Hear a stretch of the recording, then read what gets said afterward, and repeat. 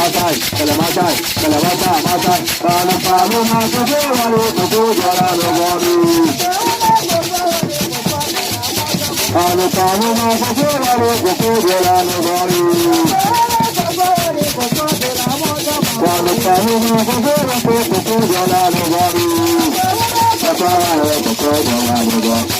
le matan, que le matan, que le matan, matan, matan, que le matan, que le matan, que le matan, matan.